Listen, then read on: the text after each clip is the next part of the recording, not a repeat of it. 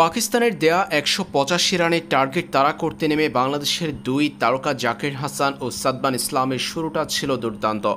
দুজনে স্কোর বোর্ডে ৪২ রান জড়ো করতেই বন্ধ হয়ে যায় খেলা। পাকিস্তানের দেয়া এই টার্গেটকে মাথায় রেখে দারুণ শুরু করেছিলেন বাংলাদেশের দুই তরুণ ওপেনার, কিন্তু শেষ পর্যন্ত ম্যাচটি বন্ধ হয়ে যায় বাংলাদেশ স্কোর বোর্ডে ৪২ রান জড়ো করতে।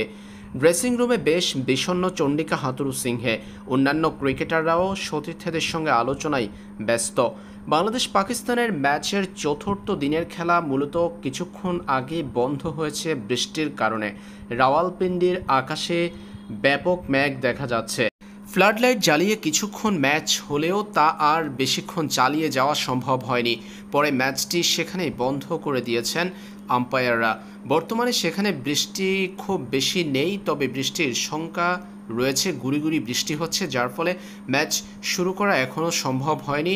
আপাতত ম্যাচ বন্ধ রয়েছে। বাংলাদেশ পাকিস্তানের মধ্যকার লড়াইটি যদি বৃষ্টির কারণে আজ এবং আগামীকাল আর মাঠে না গড়ায়, সেই ক্ষেত্রে এই ম্যাচ হবে ড্র। আর ড্র ম্যাচ থেকে দুই দল পাবে সমান 4 পয়েন্ট করে।